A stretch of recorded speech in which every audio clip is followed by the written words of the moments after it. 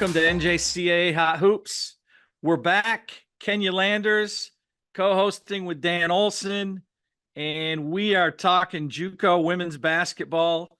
Later in the month of February, Kenya, we're starting to close in on some of these regular season schedules. I mean, some of these teams got like 3 games left, and then we're into the playoffs, So as a reminder, like we talk about every week, the NJCAA has teamed up with ESPN Plus to do all their games during the national tournament, March 26th through the 1st of April at the NJCAA National Tournament, which is going to be held in Casper, Wyoming this year.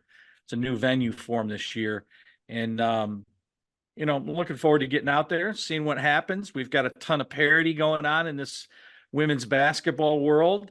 And we'll see who winds up being crowned the national champion there in April. And right now, it's anybody's guess, I'm like, it's wild right now, Dan. There could be a dark horse coming out of this thing, and we just don't even know who they are yet, So, yeah. But you wanna talk about who's hot and who's not? Yeah, man, the hot list is hot this week. We got like a lot of teams. 17 teams in the top 25 go 2-0 this week, including Hutch stayed at the top. And they came out on top of Crowley and then also Butler. So, things are kind of, stayed intact, but then, we also had some teams that were not hot this week. Yeah, you got Jeopardy. Yeah. Yeah, we got some, but we had some people in the top 25 that went 0-2 this week. And so obviously we'll have a new poll coming out, but it'll definitely have some shakeup. So like we talked about, Butler County, they lost to Hutch. But then you had Gulf Coast State go 0-2. You had Northwest Florida go 0-2. New Mexico, who got upset by Odessa, who will have Coach Q on our show a little bit later today. It's a lot. It's a lot going on. And the crazy thing about this is we have people that are going 0-2 right now who were like at the top of the rankings, top 3. And we talked about this early in the season, right? We talked about this is not a sprint; it is a marathon. You're right. You gotta keep the kids dialed in. You gotta fight the injury battle. You gotta do everything that you're doing on a daily basis to try to not just stay where you are, but continue to get better, because that's what everybody else is going to do as well, right? Yeah, but you know what? You think like at the beginning of the year, I mean, Northwest Florida State was cemented at 1, like they were rolling early, right? To think what we're seeing now is it's a surprise, but then it's not a surprise because they got to play everybody 3 times in that league. And it's such a grind. It's like people start to realize what your strengths and weaknesses are, and you got to come to play. You got to really, really dial it in. And some of them aren't, so maybe, but then, you look at it like, well, maybe we got this bad streak out of our way because now we're going to finish strong. It's all a psychological thing going on, so, but, so Butler went 0-2 then. Yeah. And Northwest did. Wow. Yeah. It's like I said, it's very interesting. And then when you start to look at what is actually going on in the different leagues around the country, it's interesting how the teams that in the beginning we were like, they're just, they're middle of the road, they're hanging on, but those teams are getting better and they're improving. And one thing we also talked about early on is the bounce back. One thing that I've been extremely surprised about is the lack of the bounce back from Northwest Florida. Yeah.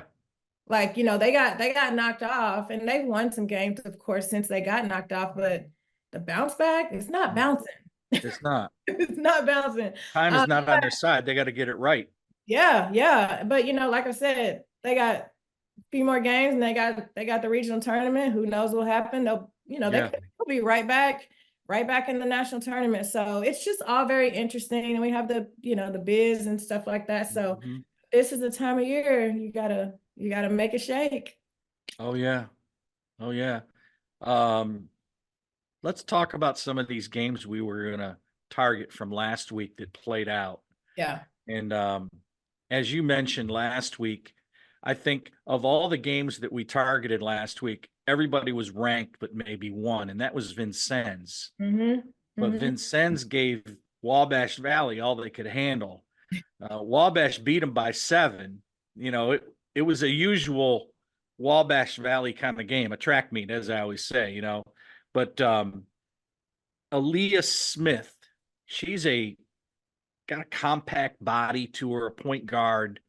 I've seen this player from Wisconsin play quite a bit over the years, and she's starting to step into form for Wabash. We haven't really talked about her, but she had 28 and 11 assists the other night against Vincennes, and then another player actually that our upcoming guest Coach Bedell had at Odessa, Chloe Dallas, a 6'1" stretch 4.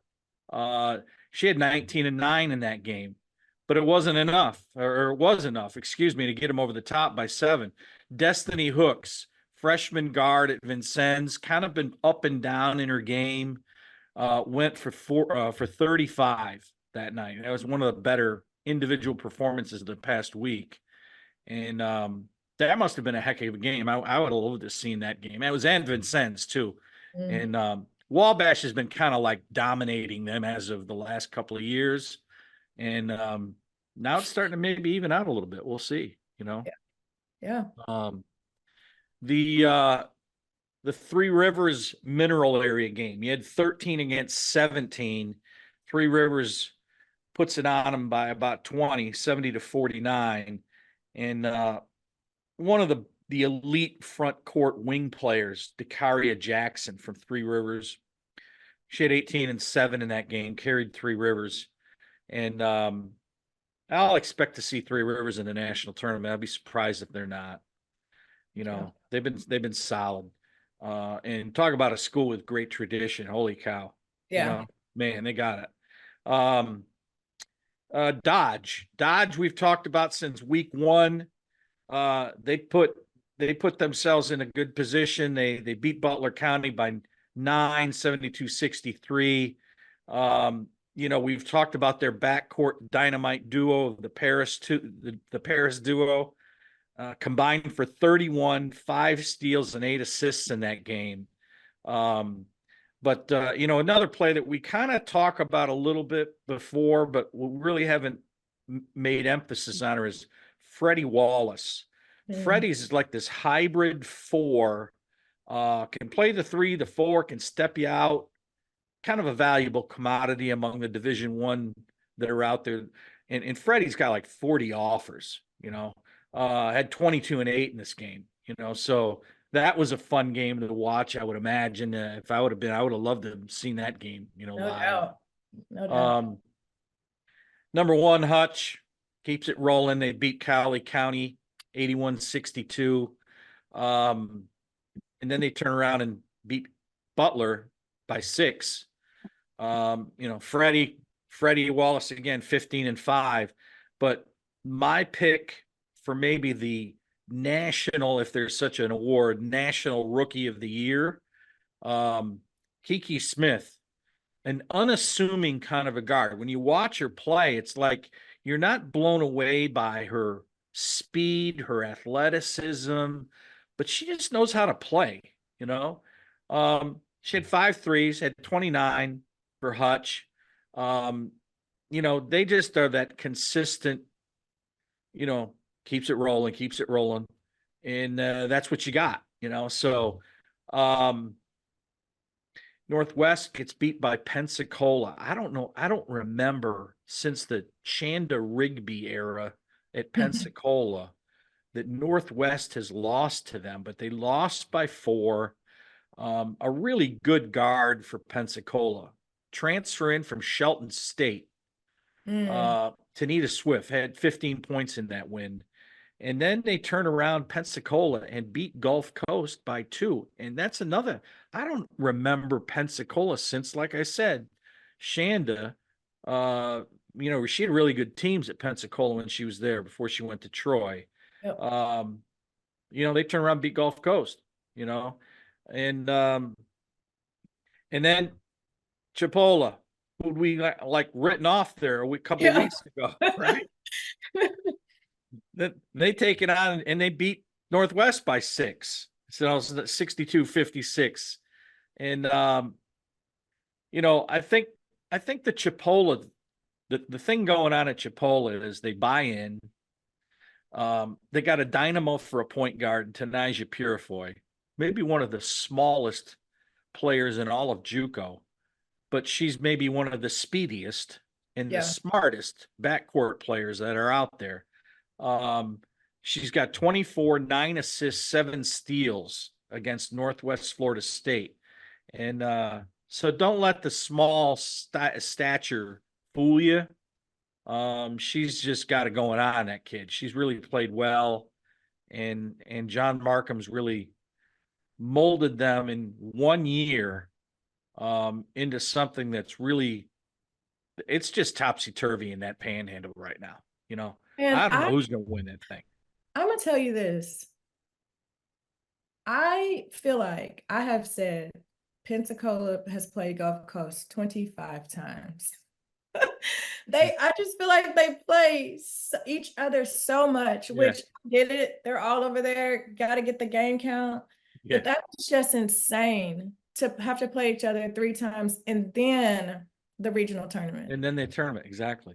Like, there's the saying. So in Region 14, Coach Budke, Michael, and myself, we would always say, man, it's hard to beat people 3 times. It is. You play them twice in the league, and then you got to beat them again in the regional tournament. So now it's like, it's hard to beat people 17 times. It's almost like, hey, I want to give 3 games away. Yeah. Because I want to at least feel like I've got a competitive edge when I get to the state tournament. Right. Otherwise, you're going to say, am I going to beat somebody 4 times in a single season?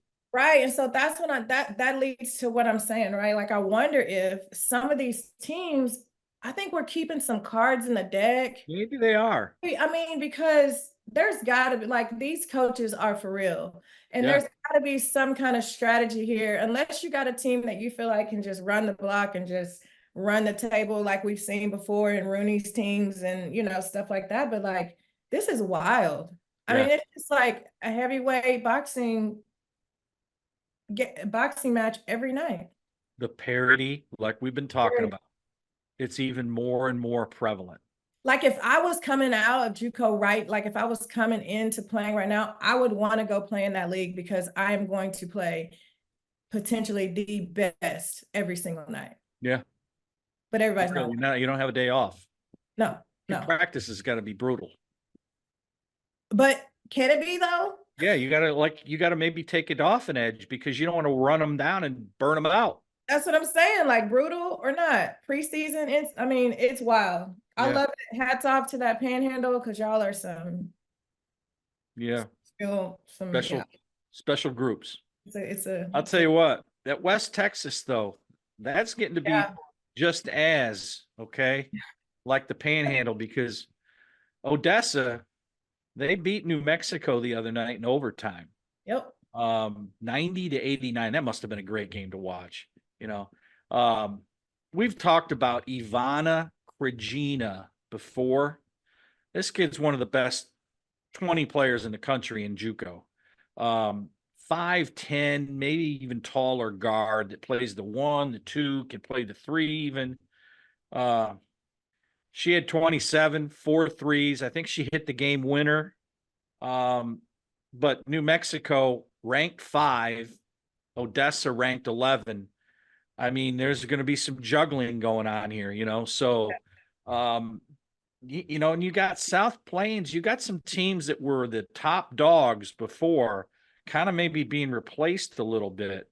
But that was a great game. New Mexico, their strength obviously is throughout the whole roster. I mean, they've got the freshman sensation there, Panaya Davis, Mhm. 15, 7, and 4 blocks. But their backcourt, Felipa Callisto, she's going to GW, George Washington. Her and freshman Casey Antonio that we talked about earlier in our broadcasts before combined for 45, and they still got beat. You know, so you know, and I tell you what, and you know, it's not going to change now. This next segment that we'll talk about in our upload, we'll have the same thing. We'll have ranked opponents playing ranked opponents, and Yeah. it's it's going to be topsy-turvy again, so this is fun. This This is is this so is good fun, stuff. especially since we don't have a dog in the fight. It's Yeah, so fun. we don't ownership. We got no ownership in the wins or losses. We just gonna sit there and watch what happens. Yeah, exactly. All right, listen, when we come back, we're going to do our upload part, see what's cooking for the next week ahead when we come back to NJCAA Hot Hoops. Intensity fuels these champion student athletes to greatness.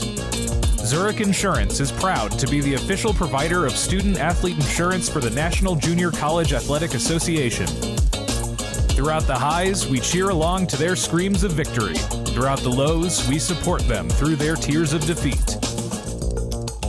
Zurich Insurance, helping student athletes play the sport they love.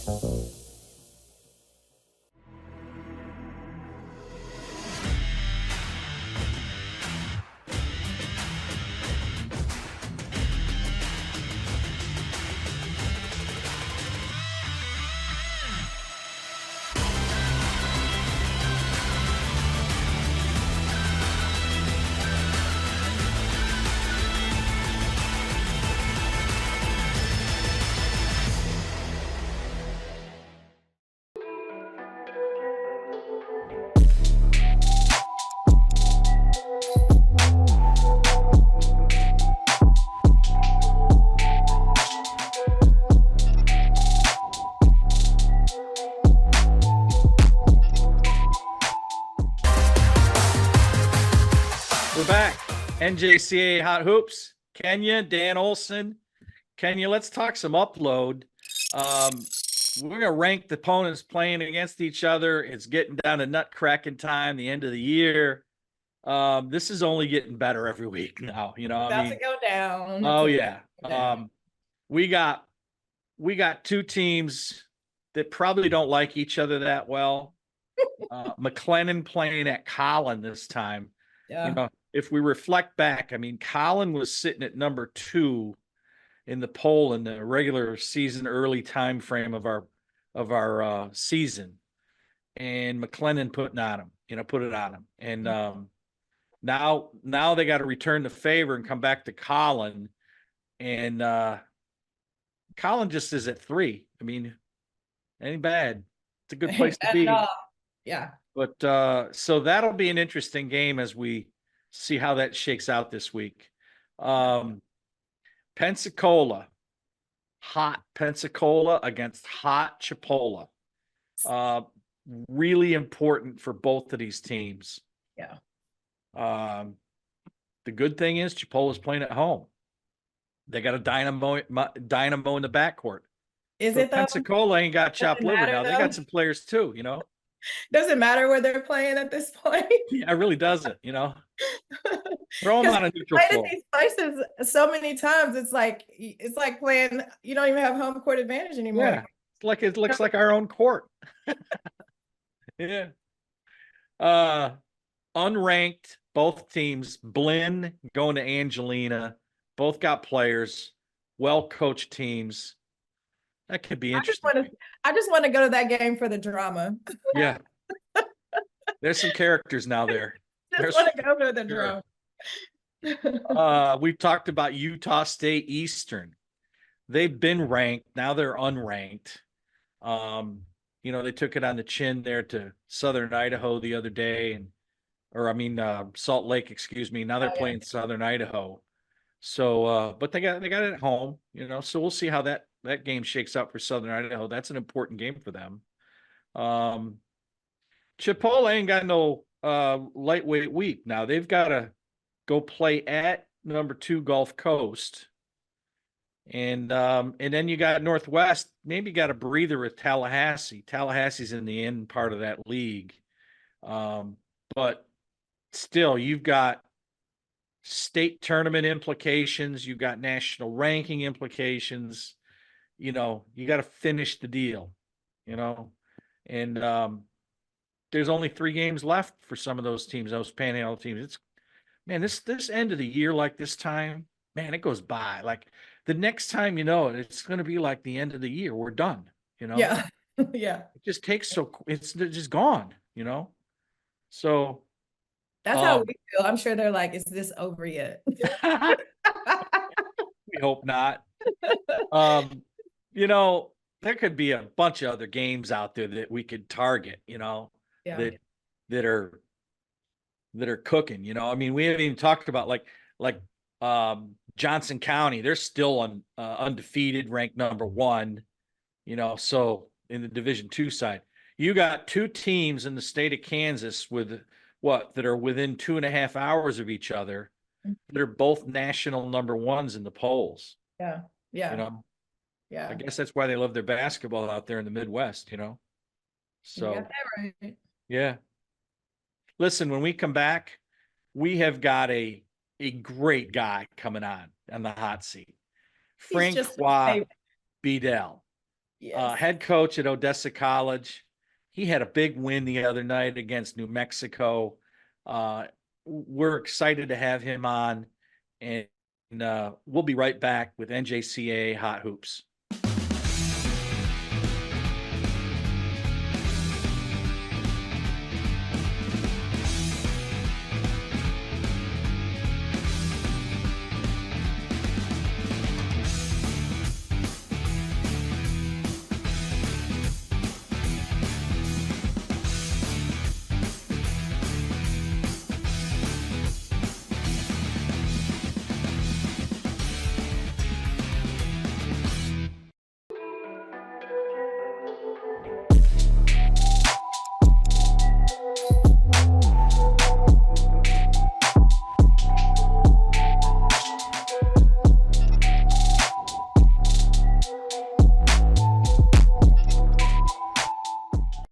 As the second largest intercollegiate athletic association in the country, the NJCAA serves not only a pivotal role in college athletics, but in higher education. The NJCAA Foundation aims to move the association forward through resources, grant programs, and other special initiatives. Your gift to the NJCAA Foundation will make a difference and create opportunities.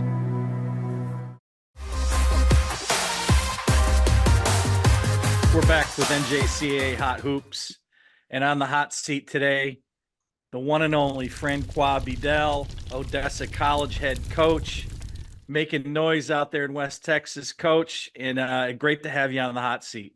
It's awesome to be here. I know I've arrived when I'm with you two now. Let's go, baby. Let's go. I've arrived. Well, you got it going on out there, and you got some talent, and it's taking you a little while. I think you're in your 3rd year out at Odessa now. Yes, sir. But yes, sir. You got some things in place, and tell us about your team, where you were a year ago, maybe a lot of moving pieces, and where you are today, and what you've been doing to make that work. Yes. You know, even from our first year, going 8-17, and then that next year was a process. And Dan, I don't think people understand the first year being here, 2 weeks before school, I lose 5 players. Ouch. 2 weeks before school starts. 2 kids go pro, 2 sign pro. 1 signs, 6'4" kid, Venezuelan kid, goes to a Division I school. A Mexican kid, young lady, played for the Mexican national team. She decides not to play, and so it was just like in 2 weeks, I'm scrambling to trying to put a team together. After having a whole year of recruiting these young ladies, so now you're looking at a year where your subs are your starters, Mm-hmm. and so and being said, we lose, 10 to 11 games by, 1 or 3 possessions, that year. And so then the next year we get a group of kids that kind of buy in, and they fight me for the first part of the year. And then in the middle, man, they got it. And we went on a run to end the year, making it to the region tournament. And so I felt really good of where we were at. And it was really important that in that group, Ivana Karina was in that group. And so her coming back after the region tournament, she was just not happy with how she played and how the year ended. And she looked at me, and I'm praying to God. I'm like, please come back. And Yeah. she looks at me and she goes, I'm not happy, so I'm coming back. And I knew right there we would be able to build our program and put pieces, around her, Chelsea Batista, Tia Schilling, and those kids played a lot of minutes. And then we started to formulate this team this year around that. And so now we are, where we're sitting 23 and 3, and it's culture. Like the culture was able to be established. I really believe in that second year, if Lala, first team off conference player that goes to Wichita, and Jesse, that goes to Miami of Ohio, if those two young ladies stay in that second year, we're better in that second year. But those two, you kind of push them to go on to Division I. They had the opportunity, and I'm like, as bad as I want you here, I think you need to go and get 3 years. And so I think we would be better in that second year, even with those kids staying. And now, we had some transfers. We had those young ladies coming back, and, and I went and got better. Like I went and, this generation, a little different. So I went and improved because, you look in the mirror first. I looked at myself first and like, okay, what do I need to get better in if I'm not getting these young ladies over the hump? So I spent the whole summer at Point Guard College, working for Point Guard College and kind of learning their terminology and language, and brought that back here. And I think that's been some help, and it has really helped us build a different version of our culture. Because I'm pretty tough to play for, but I've had to learn some different things, celebrate. Got to adjust. Yes. And so I really think it's helped, and, really excited about how we're responding, and how this group has really bought in. And, it's closer to the teams I've had in Tallahassee, with their energy. They come to work hard every day. They're tough. And, it's been fun to coach them this year. Yeah. That's awesome. Yeah. Good stuff. Well, Coach, I mean, let's go back a little bit. Like me and you, we go back. Yeah. Like we kind of got started in this thing together. Yes, ma'am. And I have just watched you, of course, and I've just paid attention. You've done your, I don't want to say you've done your duty, but you've done the work. I mean, you were JUCO, you were, D1. I mean, you have been all over the map. You have marketed yourself and you have represented yourself in a way that makes you a high commodity and a true representation in this business. And so how does that help you? Like all the different experiences that you've had, all the different people that you've had the opportunity to learn from, and not just to learn what to do, but learn what not to do, right? And so just talk to us a little bit about we know where you've been, and we know that you've won, and we know like a lot about Q as a coach and as a person, but talk about just your journey a little bit. That journey has been absolutely interesting, amazing, however you want to say it. And I do got to give credit to first God for allowing me to stay in the business this long, because to stay in this business is really, really hard. And they know more than anybody.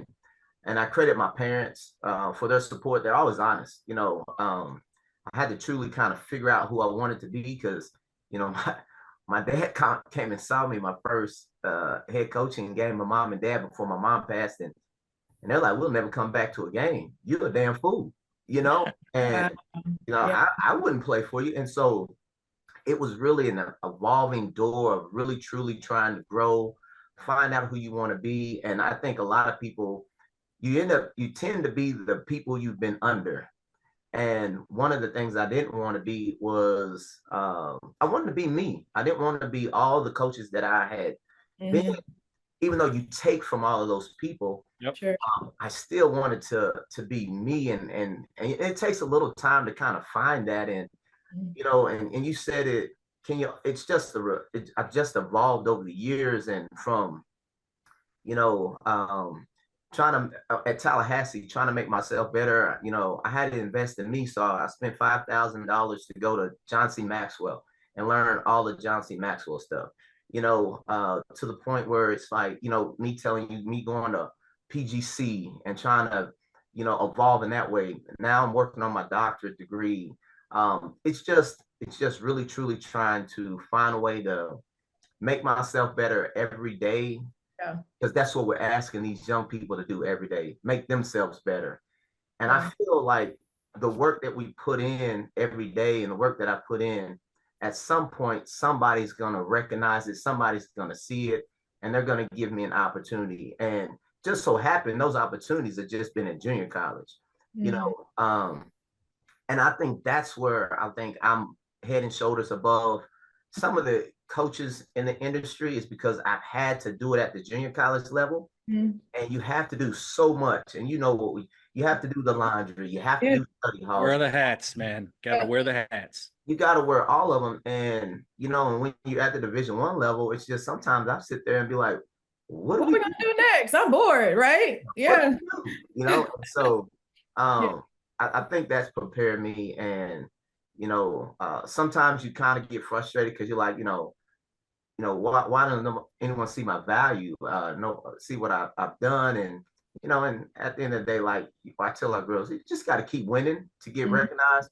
You just got to keep grinding to get recognized. And when it's time, it's your time. And when God opens that door, only He can close it. And so I've taken that mindset and that path, but I've really tried to focus on being wherever my feet are at. That's where I'm going to be. This is my UConn. This is my Baylor. This is my Notre Dame, whatever you want to call it. Odessa, Tallahassee, Southeastern Illinois. Those spots were like my Division I's. So I treated it that way. And like my goal is I want to leave Odessa better than I came. That's right. That's my ultimate goal. And so I don't focus on anything else other than I'm at Odessa and this is home, and we're gonna make this thing work. Well, you're on your way. I mean, y'all had some big wins already this season, right? You just got 200 wins too, Kenya. Let's go, baby. Let's go. Yeah. I'm so proud of you. That's awesome. Thank you so much. Yeah. So one thing that keeps sticking out to me as you talk is the word invest. That keeps jumping out of you. And I think that's so pivotal in what you do. You have invested, obviously you're invested in your players, you've invested in yourself. And one thing that I really picked up, and you don't really hear a lot, is coaches saying that it was important for me to get better. Most of the time as coaches, we think the kids have to adapt to us, and they're in my program and they got to figure it out. And I feel like with the mentality that you have, I mean, no wonder you're doing what you're doing this season. I mean, just looking at, like I said, just had a big win over number 5 New Mexico. Beat TBC. Like, I'm just looking at all of this, and that is all speaking from what you're doing as a coach. And as a coach, as an advocate of the game, as someone that loves the game of women's basketball and just coaching in general, this is what we want to go to our student athletes. Like, these are the examples that we want from them. I'm not going to do anything other than I'm not going to expect you to do anything other than what I won't do, right? And that gives you so much respect from your athletes. I love that. Yeah. And you're probably one of the people in all of my career of basketball has the most passion of succeeding, winning, really getting the most mileage out of his players is Q. I mean, he's really, like you said, invested, and that's going to come back to help him in the back end. You know, you understand? I mean, it's gonna evolve itself, and yeah, I see what you're doing over there, man. Well, I sure appreciate it, and like I said, you, it, it's a process, because at the end of the day, like you said, I'm not going to ask these young ladies to do something I'm not willing to do, and I tell them all the time, like I'm in their vacuum in the locker room, I'm making sure their toilets are clean, because I'm like, if I had a child or a daughter, like I would want the same thing. And so I tell them all the time, I go, when your parents handed you over to me, they gave me their biggest and most precious gift. And at the end of the day, you know, whether you appreciate the way I do things or you don't, I'm still going to coach you, and I'm going to love on you, and I'm going to push you. I'm going to hold you accountable, and understand accountability is not bullying you. It's just accountability. I'm going to hold you accountable. And some people like that, and some people don't. And like I tell people all the time, I'm for some people and I'm not. And what I've learned now is that I can't save everybody. Yeah. And I've got to save the ones that want to be saved. And I've just let the other ones go. And like at PGC, I've taken this on to hold a lot. I'm like, do you want coaching or you want harmony? You want truth or harmony? Because if you want truth, I'm going to tell you the truth. If you want harmony, I'm going to shut up and I'm going to just let you do what you do. And you know, and then at the end, we'll evaluate, and you'll either be here or I'll help you go somewhere else, because obviously I can't help you the way you need to be helped. And so I've kind of come to terms with that, and I kind of come to terms that if that happens, I'm not a failure, because at first I thought I was a failure because I couldn't help every kid. And at the end of the day, that's a me problem. That's not a kid problem. That's a me problem.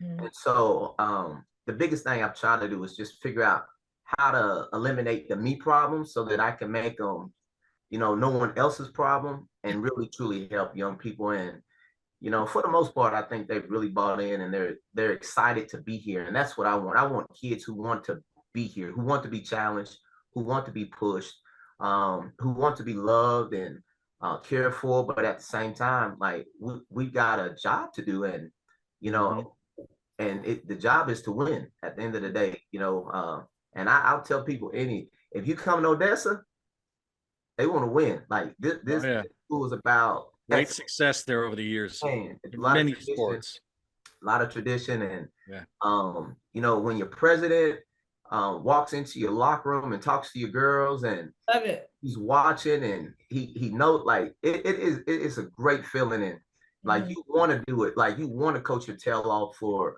your AD, you want to coach your tail off for, you know, your athletic director and your president, and your men's coach is right there supporting you. Y'all got family, man. Y'all got family. Yeah, Coach Bucket, our biggest fan, man. And like you want to fight for people who fight for you. So at the end of the day, I've just really been proud of how these young ladies have responded and really taken on what Odessa means, you know. And I'd say behind Trinity Valley, you know, I think that's Odessa's next, you know, within the state of Texas, as far as the accomplishment and tradition that they have. And, you know, and I tell people all the time, Trinity Valley is always going to be hard to beat, but I think Odessa's right there, right behind it with their tradition and their success. Yeah. Valuable life lessons. Yes. Yes. Okay. One last thing I got to talk about. Man, your defense. You didn't just go to point guard camp. You went to defense. Like, your defense is off the chain. Well, shell drill.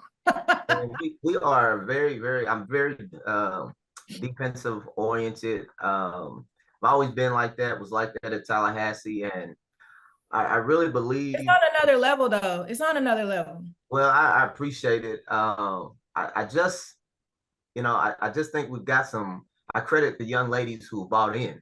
You know, they just really understand, like, if you're gonna win a championship, like, you got to guard, and I think at times we're not as good as we need to be, but I think you know, we focused on it. We've made some adjustments, and you know, Kenya, it's what now, 9 years of being able to run what I do defensively. And I really now feel like I'm really coming into my own with it. You know, everyone thought we were really good at Tallahassee with it, and there was still a lot of nuances that we were trying to figure out and learn. And now I really feel like, you know, we're coming into our own, and now I'm bringing the psychology piece into it, and so we're on the floor, you know, just as we're teaching, you know, where to be, we're also teaching like the mindset that the team has. And so I'm really truly, it's like a class. And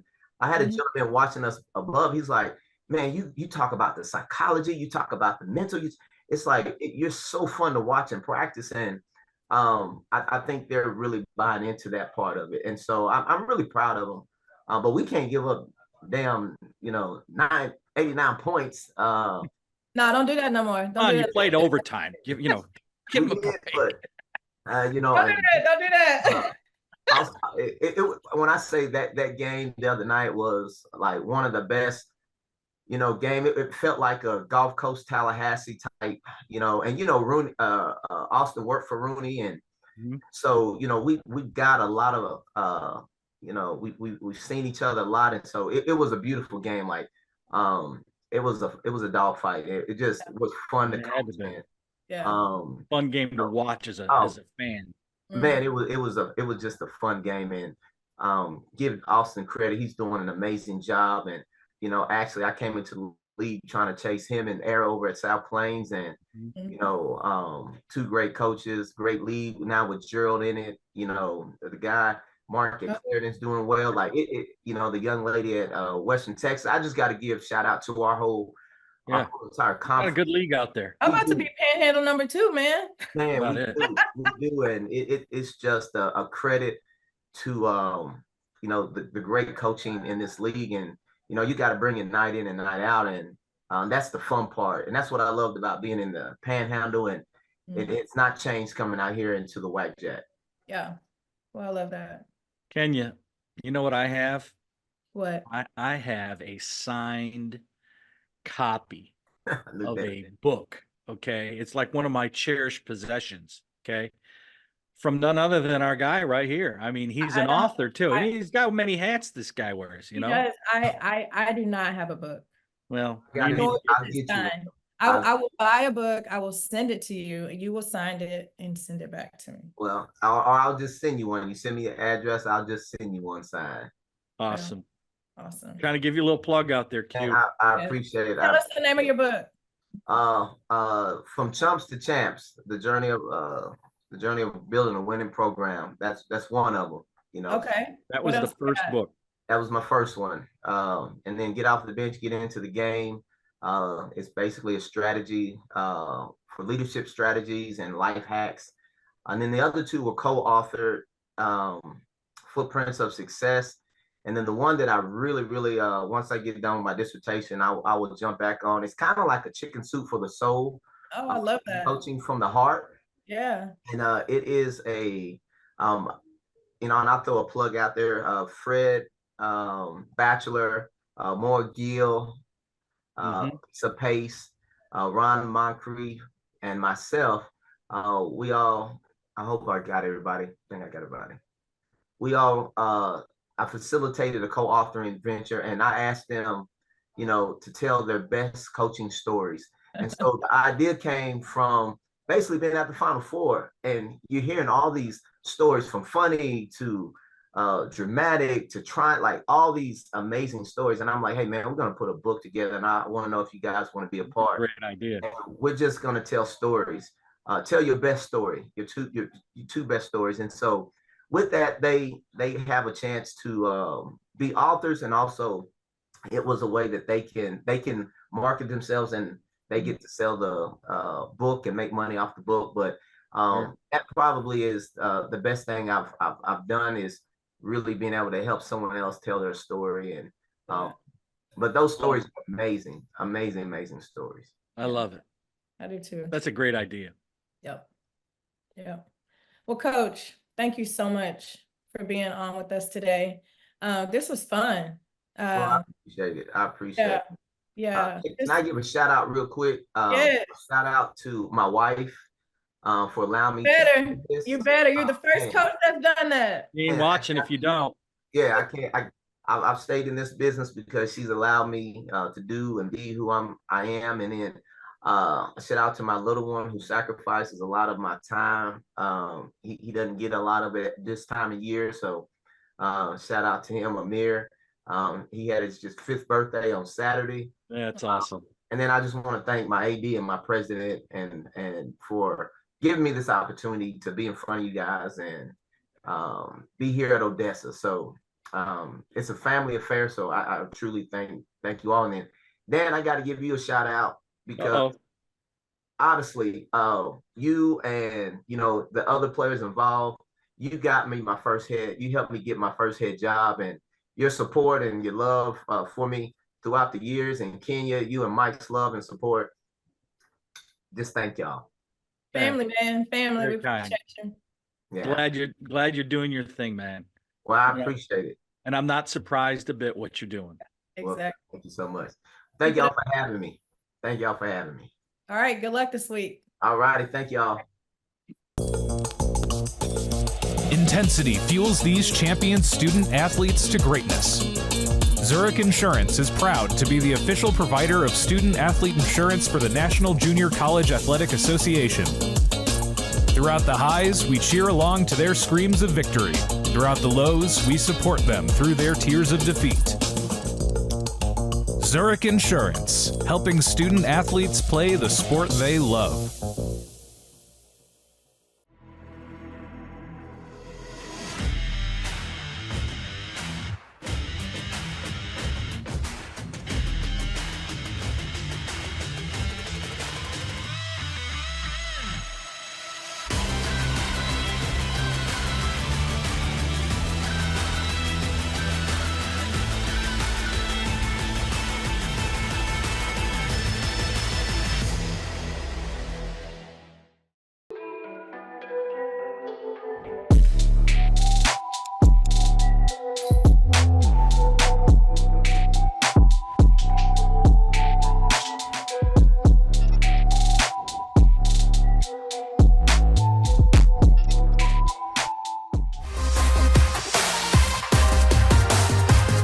Back with NJCAA Hot Hoops.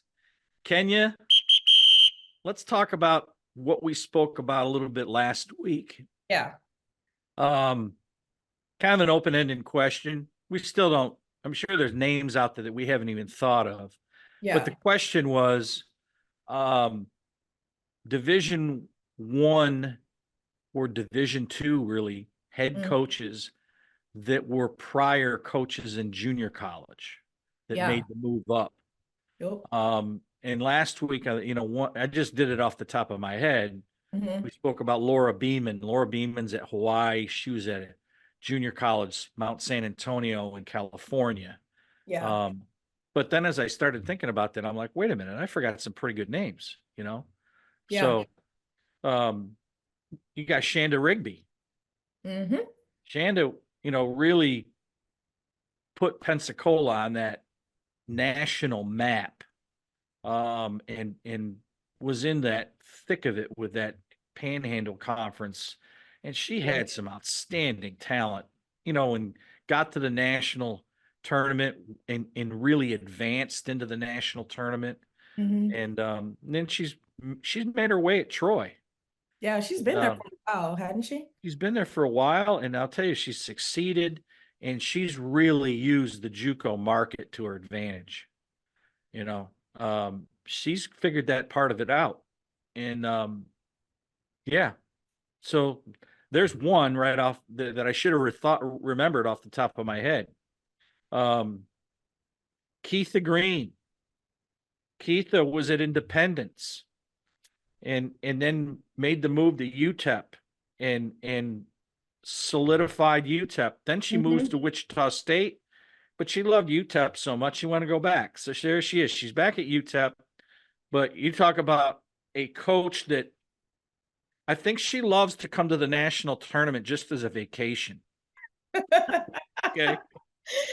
So, she's a mainstay, but she's built her teams and her success through that JUCO product, among other players. She's got internationals, but then she gets internationals through the JUCO market, and yeah, that's another one that's ranked way up there. Kayla Petrie. Yup. How can we forget Kayla Petrie? South Plains College and Cisco College. This is a Texas girl. Yeah. And who is now and she went to Gulf Coast for 1 year. And then she moved up to Morehead State. And she's doing good this year. And she's got JUCO kids, somebody you can play for, Yeah. And she's a total coach's players coach. Players coach. Yep. But then she brings in Jim Turgeon as her assistant.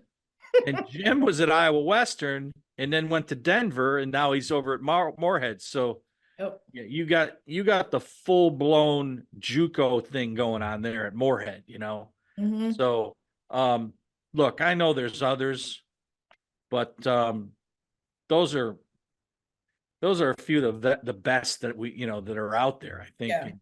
And there's a lot of those schools that we don't even think about talking about, but boy, they really impacted their programs over the long haul through JUCO. I just thought of one. Was at Hill College, LSU assistant. Now he's at Sacramento State. Aaron Kelhoff. Yes. I think he started at Allen County. Yeah, that's right. Yeah. And well-traveled as an assistant, and now the head coach at Sacramento State. Yep. He's big into the international piece too. Yes, he is. Yeah. And but a hustler, young guy that's out there grinding. Yeah, for sure. Yeah. The other thing that we talked about too the other day, last week, was who would be your 10 all-time best JUCO players? Yeah. And this is a loaded question because there's really a ton of them, but we're talking about the cream of the cream, and we've gotten some pretty good responses. The cream of the cream. Yeah. And we had Danielle Adams on here a couple of shows ago. Yep. And she's got to be up there. No doubt. But let's formulate that top 10 all time by the time we do our last show of the season. And in the meantime, those that are out here watching the show, respond back to either myself or Kenya, and let's hear feedback from you. I mean, we have feelings of who they might be, but we want to know. There might be players out there we don't know about. Yeah. I mean, it's a lot to cover. So I think that'll be cool to see what we come up with and how we can formulate that at the end. Yeah. So I'm excited about that. Yeah. We'll have to do a little criteria thing going on. Yeah, really and truly, I think I said this last time, like, we got to do like a decades or something, because I'm thinking, like, I remember when I first started playing, like Shalonda Ennis, Cheryl Swoops, like that. And then, we have the new age, which is not even new age now. This is like my coaching era, new age, which is like the Shakayla Caples, the Danielle Adams, the Shannon Bobbitt, that whole thing. And now you have the new age. Yeah. So it's like, but we might have to break it up. Seriously, but anyhow, too many good ones. And then maybe pull from those, right? Say it again. That's a good thing, right? Oh yeah. Yeah. Got to have strength, in that JUCO market. That's right. That's right. Anything else you got, Kenya? No, what a fantastic show. Thank you again, Coach Q, for being on with us. And thank you, Dan, for just being a plethora of all the information all the time. You are just fabulous. So you are equally as phenomenal. Yes, I'm kind of getting sad because the show's kind of winding down. Yeah, we need to go this thing year round. We talk recruiting, Oh, yeah. Yeah. No. Okay. Good thought, though. Yeah. All right. Thanks, guys, so much for tuning in. Do not forget, next week, same time, same place.